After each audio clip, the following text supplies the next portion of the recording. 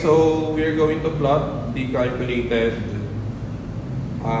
azimuths and LOPs calculated from the given above. So ito-plot natin siya using the chart. Okay. So we have decadent awansag. Ang nating fixed position is at about 18-1500 hours. So yung unang start na nasipat natin is De Capella. Meron siyang azimuth na 042.4 degrees. So, andito yung VR position natin. Siplat natin yung unang start na nasipat natin, which is 042.4 degrees. 42. Yung nandito siya. Connect natin sa DR position natin.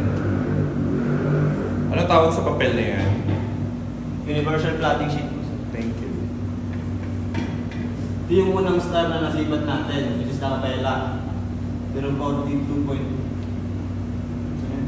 degrees. Yep. Tapos meron siyang intercept na 3.0. 3.0 towards. Sukat tayo sa scale ng 3.2 nautical miles. Mag-imita ng divider. 3.2 towards the azimuth. Draw tayo ng 90 degrees perpendicular to the azimuth.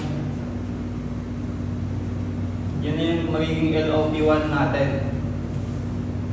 LOP1. So yung pangalawang star na nasipat natin is the Sirius star. Meron siyang azimuth na 110.2 degrees. 110.2 degrees. Bali nandito siya. 0.2. Wow, itong block.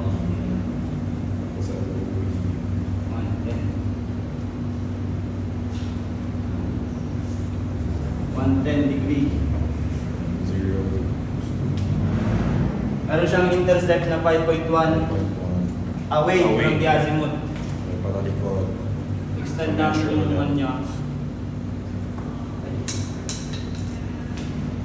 Yung line. Kasi away. 5.1 away. Measure it by divider. Nandito siya. Good. So since yung kinukuha nating fix is about 18-1500 hours, tapos yung series was cited 1500 hours yung Capella, tapos yung Sirius star was cited on 1821 hours. For example lang. Hours. So 6 minutes. 6 minutes, divide natin sa 60 0.1. to get the 0.1 to get the time. Normally Then- pag nagkukan tayo LOP, visible by 6 lang yan. I see. Okay, sige. Then times natin sa speed ng barko natin, which is 10 knots. So 1 nautical mile. Times 0.1, 1 nautical miles. So yung 1 nautical miles natin is ibalik natin sa GMT natin, which is 1500 hours. Yung intercept sa Sirius, which is 5.1, minus natin yung 1 nautical miles. So 4.1 na lang. Babalik sa DR position natin. Balik nandito na siya.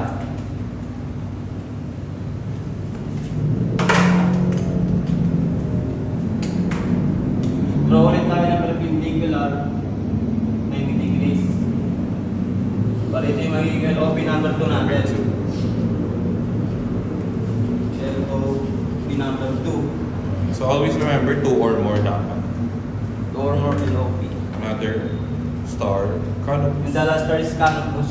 Okay. Was cited on 145.7 degrees. 145.7.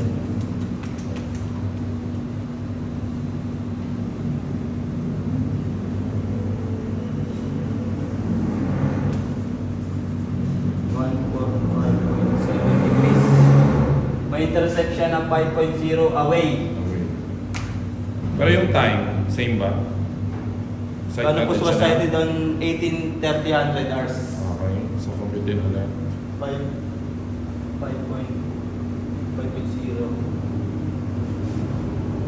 Dito siya. Then compute ulit tayo, i-deduct natin sa 18,1500 hours. Ilang minutes difference yun? 18,1500 hours Minus 1830. 1830. Okay. Then, next. 15 divided by 60. Divided by 60. Okay, the answer is 0.25. Sige po. Continue. This times natin sa speed ng barko natin. Times 10. 25 times 10 that's equals to 2.5 nautical miles. Maminus mo din siya ulit sa percent. So yung 2.5 nautical miles, dinita ulit natin sa intercept ng Canopus which is 5.0 away. So, 2.5 na lang sa akin. 2.5. Kasi nandito siya. Balik natin sa GMT natin. Opo. Just draw ulit tayo ng perpendicular. Ayun. So yung one guys, Yun P. yung magiging LOP number 3 natin. Hello. LOP number 3. So sa tatlong LOP na yan, may mabubuong triangle. So sa gitna ng triangle na yan, nandun yung fix ng barko natin. Good.